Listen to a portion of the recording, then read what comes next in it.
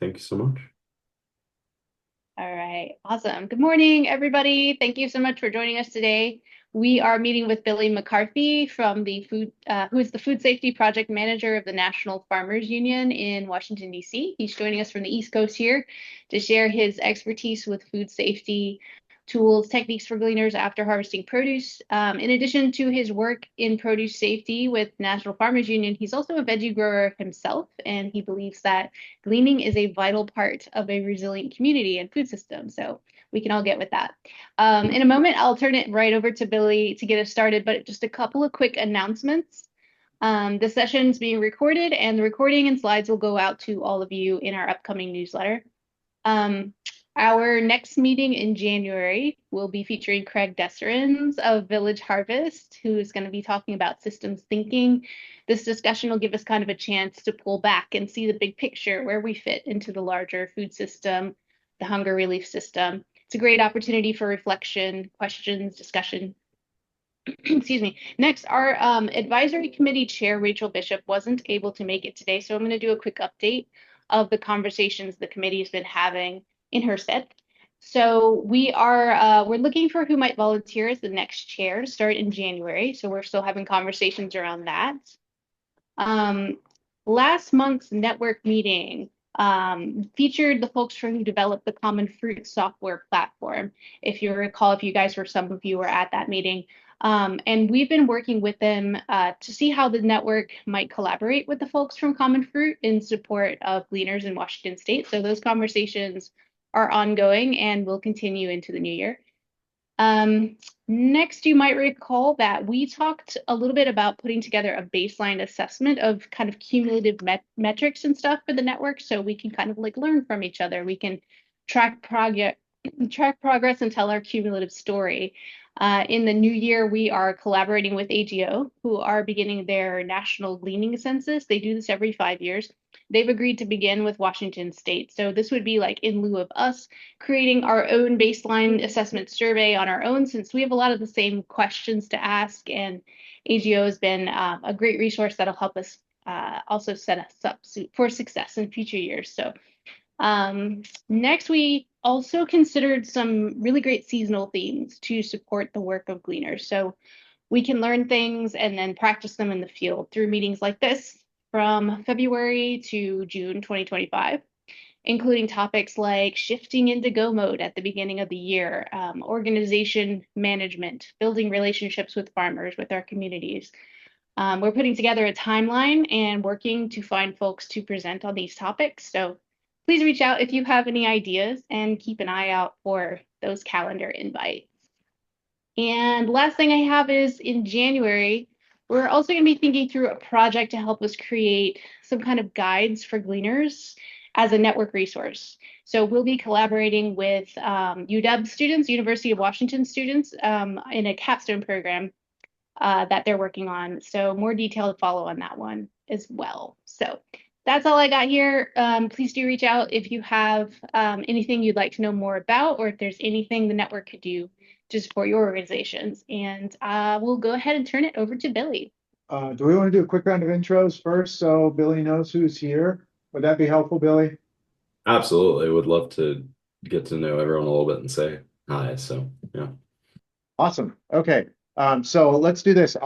I'm David with Harvest Against Hunger, and happy to be here. Happy to have you on this call. Really happy and looking forward to the work of the Gleaning Network for the coming year. I will turn it over to not Stephanie Smith with Northeast Washington Hunger Coalition.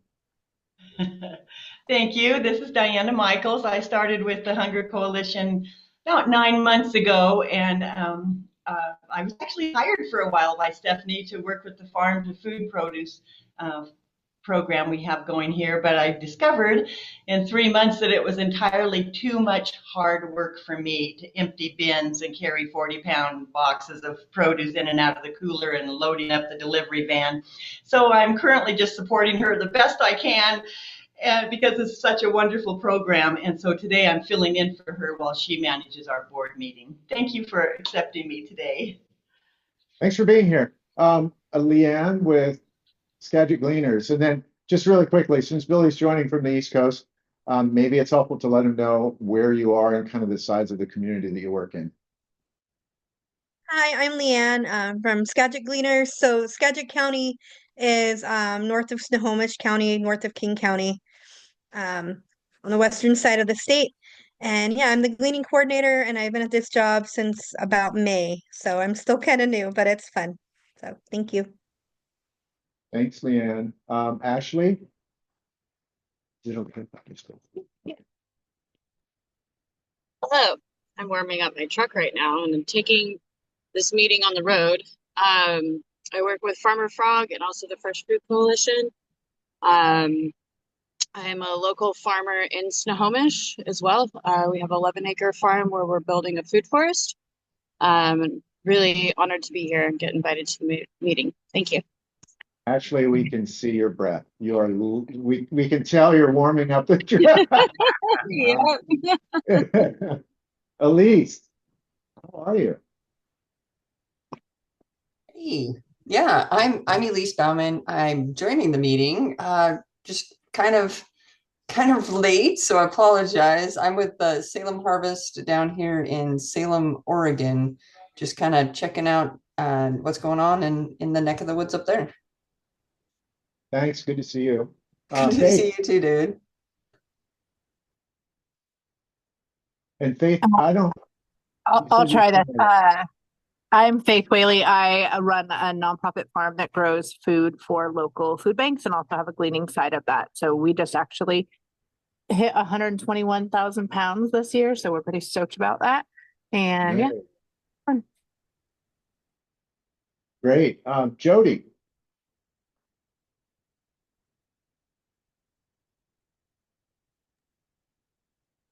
There she Hi, is. everyone. My name is Jody Pena. I'm a food program manager here at HopeLink. HopeLink, we are lucky enough to receive a lot of the produce, and so I'm really excited to be on this call to learn all the things. Thanks. Oh, we're also in Redmond, Bellevue, Shoreline, Snow Valley, Kirkland. Yeah. Great. Megan, also with HopeLink. Yep, also with HopeLink. My name is Megan Moore. Jody is my supervisor. So I am more out working more directly with the farms and gleaning with some of the folks out in the Snohomish Valley. And really, really excited about this topic. Megan, this is the first time I think I've heard you talk. Oh. I didn't expect. Is that an Aussie accent or? Yeah. Mackenzie, thanks. Thanks, Megan, for putting up with me. I also enjoyed it. I'm Mackenzie McCall from Thurston County Food Bank in Olympia, Washington, South. We're at the very tip of the Puget Sound, about an hour south of Seattle, a couple hours north of Portland. I manage the gardens program, gleaning program, and farm procurement programs here in Thurston County. We also serve Mason, Lewis, Grays Harbor, and Kitsap. Cool. Ursula. Hi everyone. My name is Ursula, and I work in Tacoma, Washington, which is in Pierce County. I also work for Harvest Pierce County as their trainer and a fruit tree assessor for the Pierce County Gleaning Project. And we serve all of Pierce County, fruit tree gleans as well as farm gleans. Thanks, Ursula. And Isabel. Hi, my name is Isabel. I am with the Ballard Food Bank, and we serve folks in Northwest Seattle specifically. And well, I guess actually everyone, but some of our programs are specific to Northwest. We are just wrapping up our first like official gleaning year. And so excited to be on this call and to learn what you have to share. Thanks. Haley. Hi, I'm Haley Wood with the Local Food Safety Collaborative based in Austin, Texas. Thanks, Haley. And I think Catherine is the last one. Does that look right? Great. I also work with National Farmers Union with Billy, so I'm just tuning in, but I'm based in Southern Oregon, so slightly a little bit closer than Billy, but happy to be here. Thanks. Awesome. Thank you, everybody. And thanks, Billy, for putting up with the intros. It's nice to know who's in the room. Absolutely. It's beautiful to know who's in the room, and I really appreciate it. And as I'm thinking about speaking with you all today, it really helps me ground and focus. I do a lot of stuff in the food systems work in addition to, as mentioned to you guys as we were getting spun up. I was just out in the high tunnel doing some transplanting, but my gleaning practice isn't, maybe as robust as I'd like it to be, especially in the context of wanting to serve, the communities and the folks that are experiencing hunger out here in Maryland. A couple of the local farmers that I work with, we do it on an ad hoc basis, occasionally with some church-based organizations. Um, occasionally, like once or twice a year to the Maryland Central Food Bank. So I feel like I'm going to learn a lot from you, and I hope that this is an ongoing, conversation and relationship, and in the ways that both the specific food safety program at Farmers Union, but also the broader Farmers Union organization, which does care deeply about issues of hunger and community resiliency in our food system. Yeah, just really grateful to be here and grateful to say hi to y'all this morning. And also did just want to shout out my lovely colleagues on the food safety program, Haley and Catherine. Thanks for joining and listening in. I thought it would be beneficial for everyone. It is a true team effort over here on the food safety team, and particularly Catherine has been doing a ton of work in the Northwest. So I hope that y'all might come across cross paths with her at some point in the variety of work and outreach that we're trying to do up in Washington, Oregon, Western Montana, etc. So with that, I think I'll go ahead and get into some of my presentation that I put together today. And I just want to flag, I recognize I can kind of get going like a freight train. If you have any questions, if you want to stop me, please don't feel shy to butt in. And really want to make sure I leave a lot of time for questions, more details, conversation. But I'll give a little bit of an overview of what I've been thinking about in terms of how the food safety support and regulation and guidelines intersect with what the work you might do gleaning and getting it to food banks and to hungry folks. So let's go to my talking points here. There we are. I wish my produce looked that good sometimes. No, I don't want tools. Where did I go?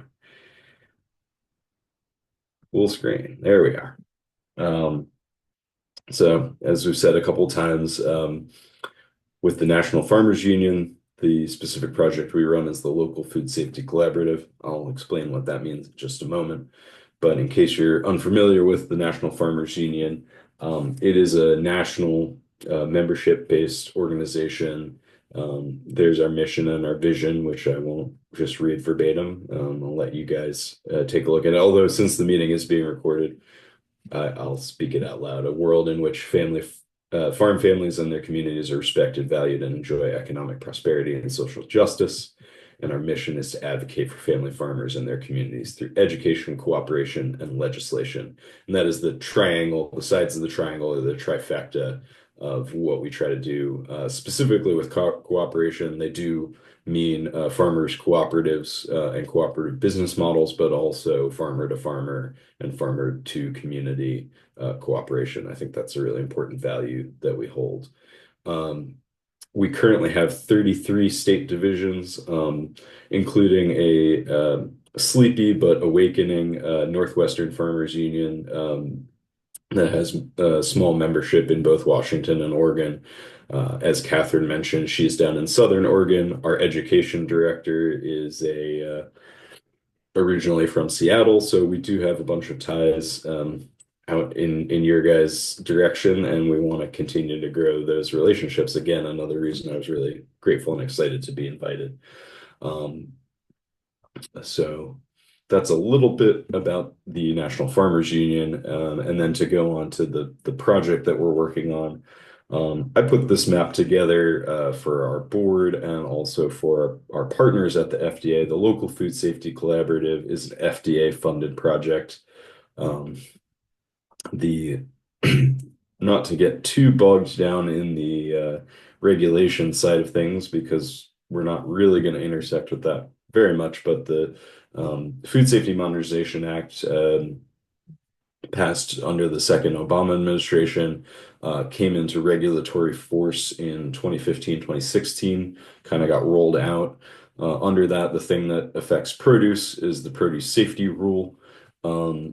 But a huge number of growers, and probably many of the growers that are on this call or the growers that you work with, don't meet the either marketing outlet or revenue thresholds to actually be audited or inspected by the FDA. What they realized with those revenue and market exceptions to the produce safety rule, they were leaving out a lot of the technical support and knowledge and information sharing that really should be getting down to farmers if you're gleaning food and getting it into a food bank, or if you have a farmer's market stand. My farm had at our peak about 100, 110 member CSA. That's a lot of families that we were feeding every week. And if we made a slip up with, a produce safety, you know, issue, we could have gotten someone sick. So FDA reached out to Farmers Union. Farmers Union responded and wanted to make use of our network, um, excuse me, to assist small and medium-sized growers that aren't officially under the produce safety regulations. They have what's called qualified exemption, but could still really benefit from best practices around food safety. So you can see the dark green is all of our direct partners on the grant award that we run, and the stripey gold is where we work with those partners where they've at least run an event or some sort of activity or farmer support in those states. And actually, I need to stripe in Oregon because Catherine's based there. So our map is growing all the time. And as you can see, Tilth Alliance, which I'm sure many of you are familiar with, our direct partner on the grant, and they're doing a lot of interesting stuff on food safety this year. Which I encourage you to reach out to them and learn about what their project is this year, because it's pretty interesting stuff. Anyway, that's just to give you a sense of our scope and what we're trying to achieve. The majority of it is, stuff like this, giving a one-off talk, doing a one-on-one technical assistance with a farmer that has a question about how to keep their pre-harvest, their post-harvest, their wash and pack area, something safer, cleaner, improve their infrastructure, improve their management practices, and we try to do as much of that as we can within our areas of expertise. So I think the beautiful thing about food safety, especially when it comes to things like small farmers, things like gleaning, urban farms, volunteer-based farms, nonprofit-based farms, you can really boil down. You don't need a massive food safety plan. You don't need a designated, food safety monitor like some of these giant, farms that are selling millions of dollars in produce a year. You can really break it down into the very simple things. And I think it's useful for anyone that's going to be gleaning, if you're volunteering your time and you're going out and actually harvesting, if you're a farmer and you're inviting volunteers onto your farm, if you're a food bank and you're getting ready to accept that donated produce.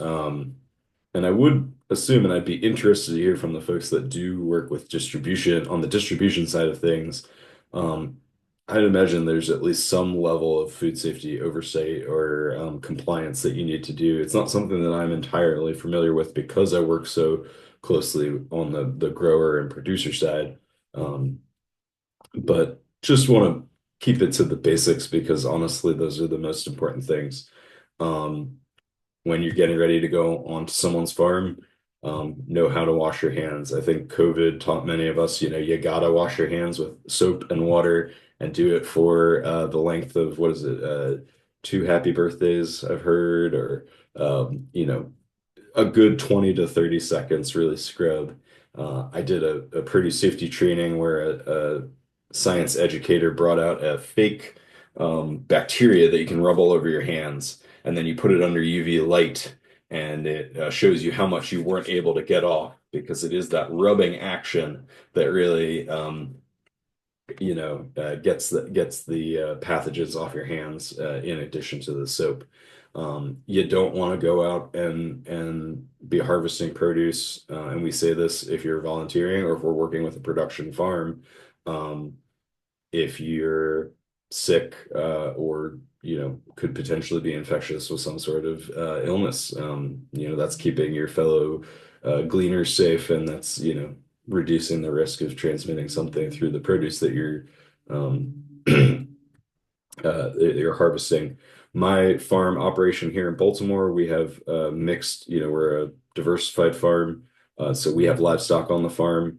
I had to learn, to be really careful and have a separate set of boots, and oftentimes a separate set of pants, when I was dealing with my pigs or sheep versus when I was going to go up into the vegetable field, because it's very easy, to get uh, any sort of material on your clothes and on your equipment if you're not being careful. If you're working in a diversified farm setting, and that can be true. So you just got to be careful that you're wearing clean clothes. You might want to bring a pair of gloves. If you're not sure that they might be provided or not when you're going to go out and be harvesting. Once you get to the farm or the location, the grower that you're going to be working with, communicate with the farmer, ask them if they have any, food safety plans in place or, requirements around how they work with volunteers. Make sure you know where a bathroom is and access to hand washing, either before you go or right when you get there, so that you can be clear about where you're going to take care of staying clean. And this is something that should really be with the farmer, but I also encourage folks that are on the volunteering and harvesting side of things, um, you know, be willing to assess the produce a little bit. I've seen a deer get into our field and poop next to the kale, and you don't want to harvest that kale that the deer pooped right next to you, or a tomato that a bird landed on and decided to defecate. That's probably not the produce that you want to pick. So being aware of your surroundings and making sure that you're picking clean produce when you're out in the field. And then when you get to the harvest, and donation side, again, working with whatever farmer you're working with, whatever grower, they have harvest bins or totes or, waxed boxes, making sure that it's, safe and clean that you're putting it into. I've certainly been guilty a few times of maybe reusing a wax box a few too many times because I was trying to be thrifty, but you also want to be sensitive to, the safety and cleanliness of what you're putting your produce into. Um, Safe handling and storage really does usually fall, and again, it's going to vary between, there's a whole diversity of organizations and folks on this call. Who's receiving it? Is the farmer taking care of transportation? Is the nonprofit or the volunteer organization making sure that it's getting to the food bank or the distribution point? But if it's something that's easily perishable, do you have a plan to keep it cool or even refrigerated in transport? Obviously, that can sometimes be a luxury, so you do your best with the knowledge that you have and the equipment and things that you have access to. So, like I said, I want to keep it really simple, and we can get into a lot more details. But wash your hands, wear clean clothes, and don't come out and work or glean or handle food if you're sick or worried that you're sick. Communicate with the farmer and the group that you're working with to understand if there are food safety practices or plans in place. Know where to wash your hands and go to the bathroom. Always wash your hands after going to the bathroom. Keep an eye out on the produce that you're picking. Of course, when it comes to a gleaning situation, the cosmetic side of the produce is less of a concern sometimes. Often picking through seconds, or things it's usually the produce that I'm eating because I don't mind a lot of different blemishes on my produce. And of course, when it's going to a good cause or to help folks that are hungry, it's okay if it has a bruise on it or, an eye, but you don't want, again, a bird poop or any sort of pathogenic material. I wanted to flag some resources for folks that can get, further in depth on this. As I was looking into it, because again, this is an area of food safety where I'm still educating myself about all of the best practices. I did find the Gleaner Community Food Bank had a really great multi-point reference guide on food safety. I always encourage folks in any setting. It does vary from county to county and state to state, but often your extension officers will have some good information on food safety. So these are just two links that I found, and I wanted to go coast to coast to show that there's, food safety officials and extension folks thinking about this across the country. But these two guides on, gleaning and farm to food bank food safety guidelines. So I thought that those were great. You may have seen on our map portion, we work with the Produce Safety Alliance, which is a education organization out of Cornell University Ag School. The Produce Safety Alliance curriculum is the required curriculum if your farm is covered under the produce safety rules and regulations. But we often encourage growers, folks that are going to be working on farms, to take their training. It's a comprehensive one-day training that covers the full spectrum of food safety, from personal hygiene, land and water management, harvest, distribution, and food safety planning. It might be a little bit overkill if you're just volunteering your time, but if you're a farmer, if you're a food bank, you may have already encountered this training. I think it's a very useful one. And not just because they're our partners. I really enjoy that training. And oftentimes your state extension again will have a subsidized version of that class to cover the costs of it. We certainly throw out a lot of subsidies off of this project to help folks access that class. And then, never bad to also access the, governmental resources. I just put the USDA Gleaner support guidelines down there, which you may or may not already be familiar with. I did also want to highlight that we put out a bunch of media products.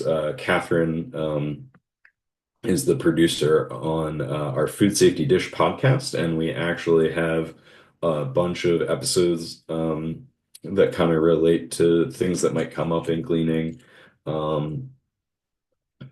why food safety matters, community care as good food safety. That's one of my favorite episodes that we've ever done, and I really encourage you guys. I think it'll resonate with the type of work that you're trying to do. We recorded that with a really great panel of folks that are thinking about the intersections of the food system, and not just food safety, but how it relates to community care and well-being. So I totally encourage you to check out the Food Safety Dish. And we also have, for those that are more visually inclined, the Food Safety Dish is great. I throw it on when I'm transplanting or weeding or whatnot. But these are all short, 5 minutes or less food safety videos on probably one of the most well-organized and cleanest produce farms I've ever seen in my life. So no one feel bad if your operation or the place that you're going to glean food from doesn't look like them. I think they're in the upper tiers of any sort of produce operation I've ever seen, but it's a great demonstration. Prairie Drifter Farm based out of Minnesota, but little bite-sized videos on food safety management. And for those that work in food banks or food distribution, I would particularly want to highlight the video series because there's a whole section, maybe 5 or 6 videos that we did at a food hub in the Minneapolis-St. Paul area. And so for the food handling, food distribution, food storage, that's a really great um, video overview of how they ran their operation, farmer relationships. They were working with farmers that had a fleet of box trucks and, a little two-person family operation that was delivering out of the back of their minivan and everything in between. And you get to see all of that on the video. So encourage you to check out some of the resources that we've put together as well. And the number one thing, and as I said, I want to make sure I shut up in time to have a conversation, is stay connected to us, reach out. Those are our direct email addresses. There's our social media and our food safety website. If you have a specific question, if you want to get connected with some of the work that we're doing at Farmers Union, please don't hesitate to reach out. And with that, I'll stop sharing my screen and just open it up to questions.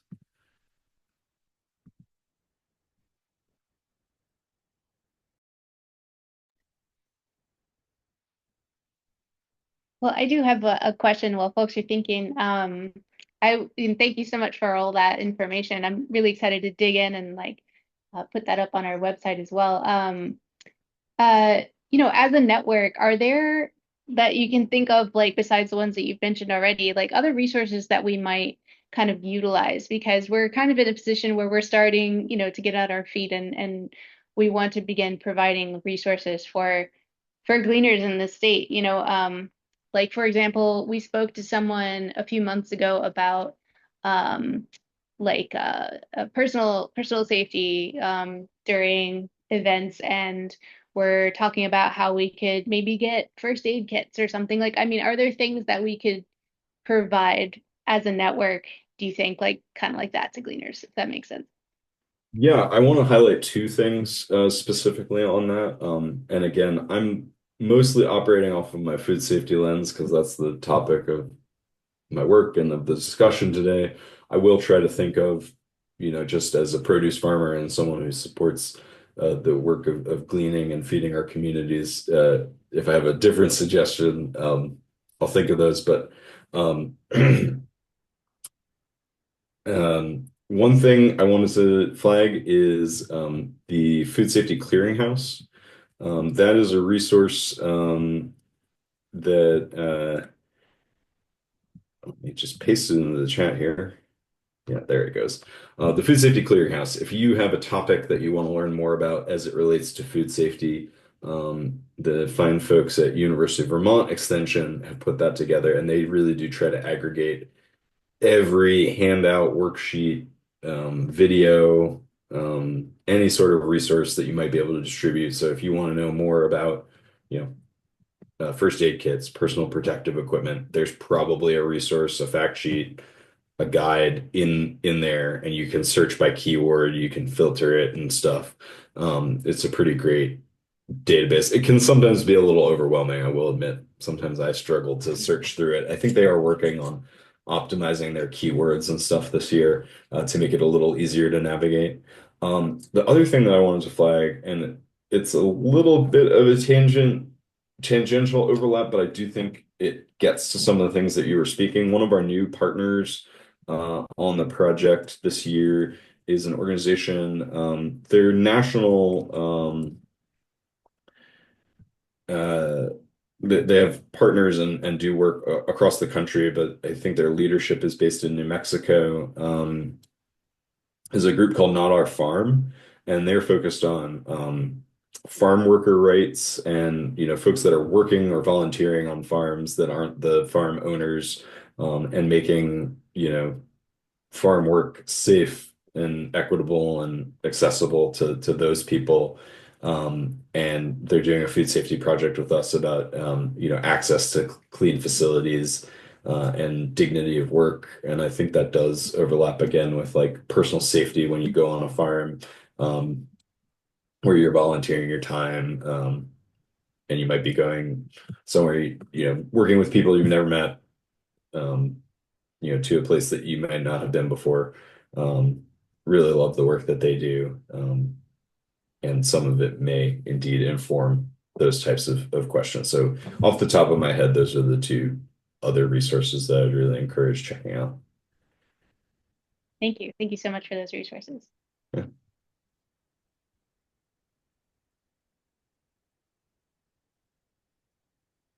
And if you are asking a question, it looks like everybody is muted, so you can also raise your hand. I know we've been putting some things in the chat as Billy's been going along. I am really actually interested in seeing that food or the playlist on the food bank and the distribution.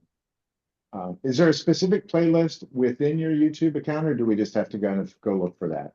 I think we do have a playlist. I can pull that up real quick. Yes, it's called Food Safety in Action, and I will link to this playlist. Of course, if I remember how to share a link directly to. We've got the YouTube up there, but if we just look at Food Safety in Action playlist, we can find that. Yeah. Well, yeah, here. we'll definitely share Catherine that. got it. Yeah. Okay, great. Either of those links should take you directly to the playlist. It's we produced that last summer. So what we were trying to highlight was, the full flow of produce. This was in a production setting, but I think a lot of the lessons do map to a gleaning situation, especially with the type of folks that we were working with. It was a really community-based food hub, and a really cool set of farmers. So, from the farm pre-harvest, your washing and harvesting tools, how produce flows in their pack shed, and then an overview of the food hub, food safety for small scale farmers, technical assistance for small scale growers, an overview of the warehouse operations at this food hub. Yeah, it's a great 10 video playlist. And again, that's outstanding. Yeah, it looks really nice. They're all, less than 5 minutes. I know my attention can sometimes get pulled when I'm watching YouTube, so we wanted to keep it short and to the point. And again, if you want more details of some of that work, or there was a particular part of that series that you see that you want to know more about, we're always happy to. We have more footage, we have more notes from those meetings. We're happy to introduce folks to that work. Yeah. Yeah. Really excited to dive into these resources. Thanks for sharing them. Of course. Isabel, looks like you have your hand up. Feel free to go ahead. Hey, thank you so much for that presentation. That was really helpful, and I'm excited to look up those resources, especially that training sounds really great. I was curious, when we're gleaning, we generally are wearing gloves. So as far as like the hand washing situation, and also one of our farm sites, it's like a porta potty and like a hand sanny kind of Yeah. act. So just curious as to like what the union says as far as hand sanitizer equivalent, and then the gloves of it all. Mostly it's like cloth gloves, but for some produce we do latex just because you can have more dexterity. But just curious. I'm familiar with that issue. I'm always like, well, am I wearing the right gloves for what I'm doing? I want to, be clear. I'm giving you my best opinion based on having been through a bunch of these trainings. I just recently got my trainer certification for food safety, so I'm grateful for that, but I'm by no means the top level expert. I defer to the science and the scientists that I work with and talk to. FDA and then academic food safety experts. When it comes to gloves, if you're using latex gloves, I think the rule around that is basically if it looks very visibly dirty or if it's torn, you should change your gloves out. That's the official guideline.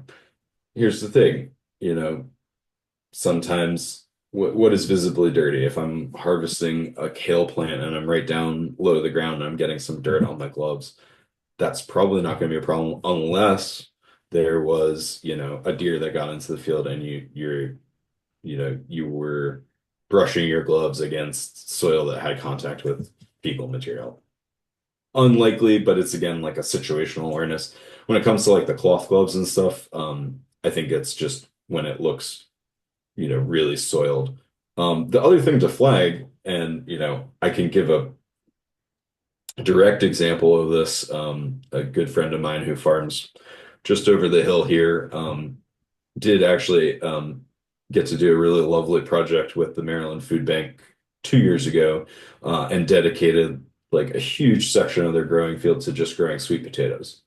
Well, under the food safety rule, sweet potatoes, no one's eating that raw. It's gonna get cooked. It's gonna get processed in some way.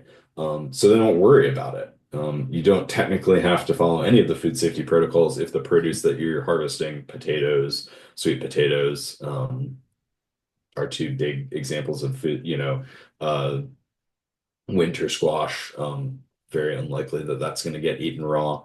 There's a full list which I can link to, so I'm not just talking off the top of my head, but you also have to be conscious of what crop you're harvesting. Your gloves are going to get really dirty pulling potatoes out of the ground, but you're not introducing a food safety threat to anyone. What about beets? That's so funny. I have a little bit of a bone to pick with the FDA on this.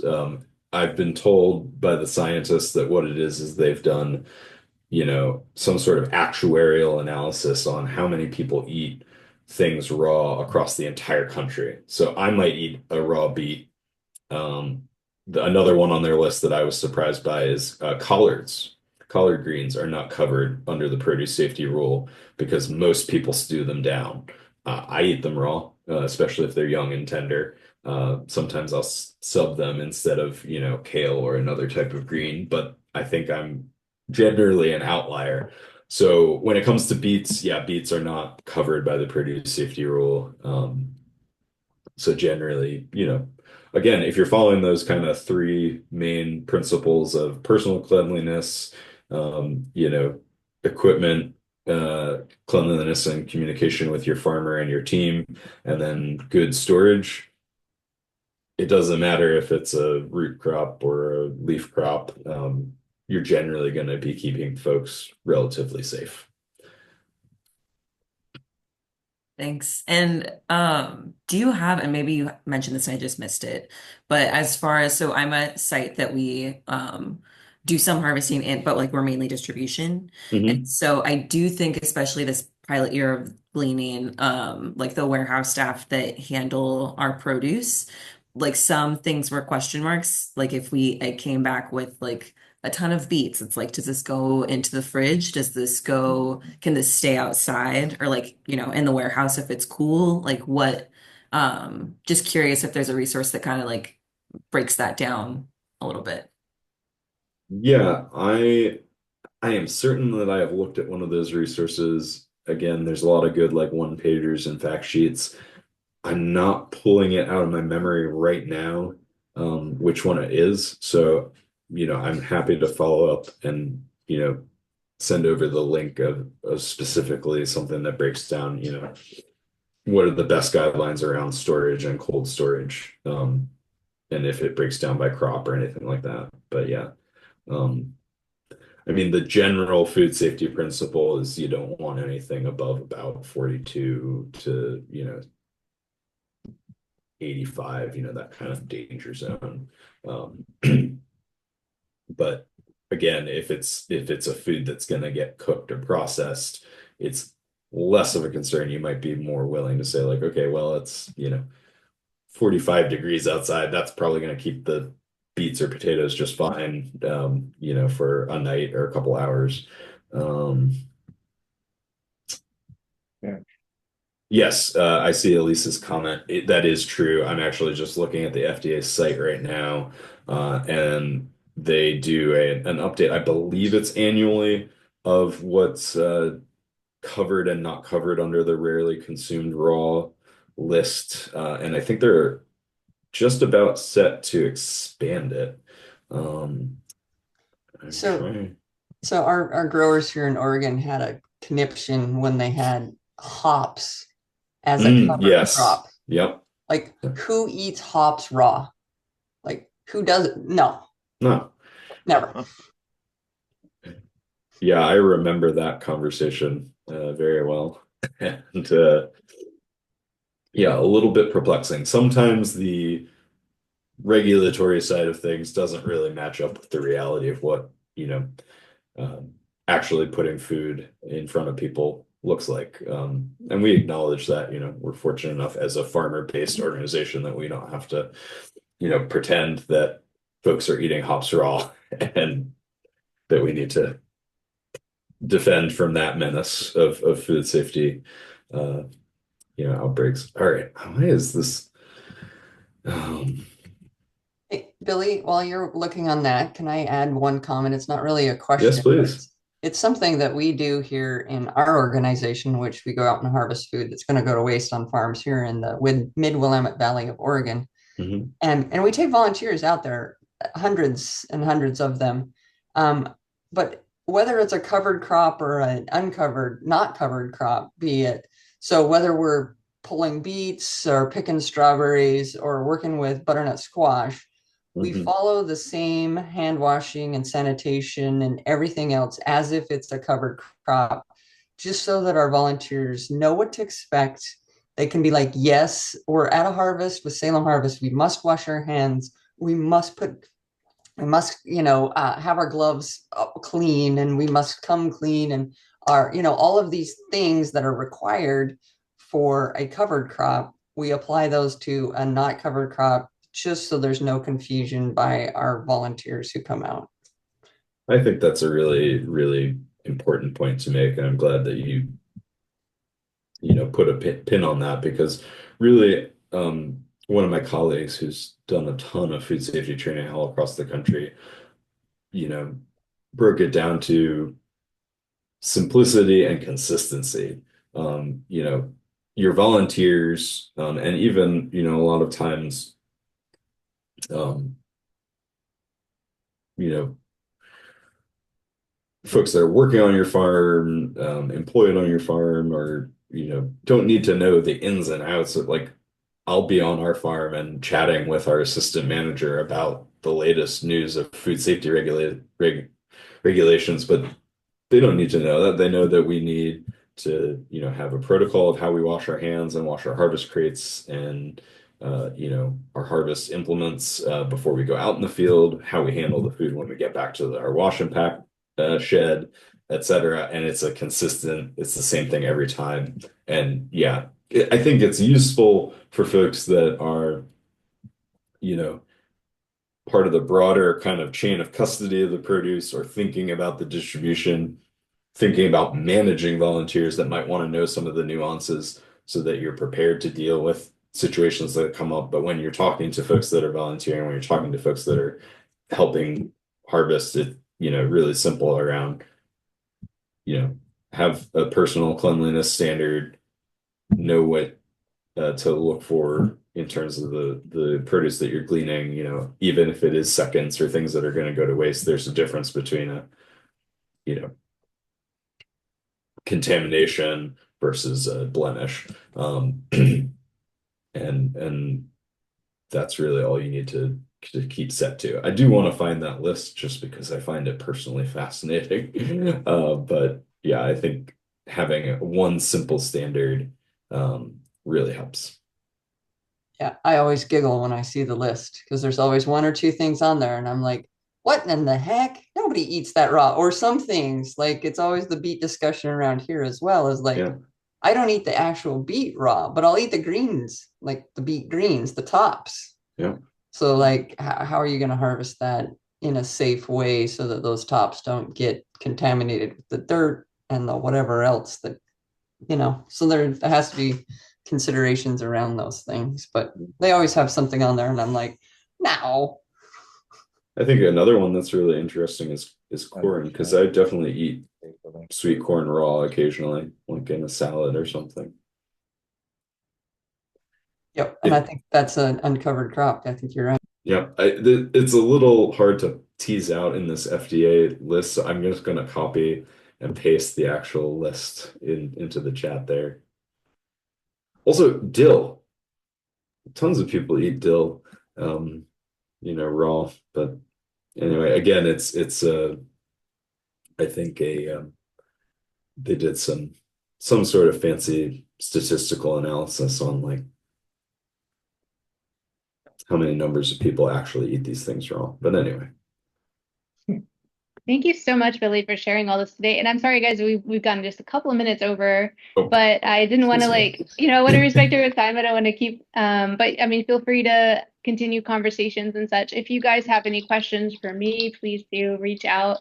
And thank you so much for coming today, all of you. Hope you guys have a wonderful holiday, and we'll see you next year. right. Stephanie, I do want to, if anyone wants to drop off, how do you handle no bathrooms on site? And we did talk about hand sanitizing versus washing hands. We have some resources on some really low cost ways to set up a mobile hand washing station.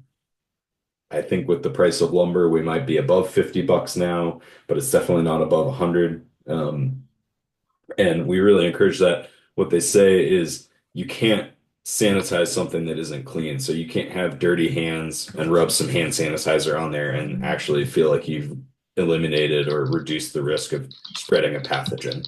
I mean, even just in this talk, I've noticed that I've been pulling at my nose. I probably have pathogens all over my hands right now. I'm going to have to go wash them after my talk because I am going back out into the field. Excuse me. No bathrooms on site.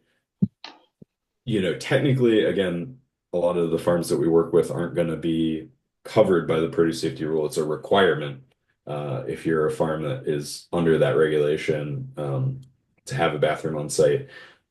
If you don't, you want to work with your organization, your volunteer group to find the closest, most reliable access to a bathroom.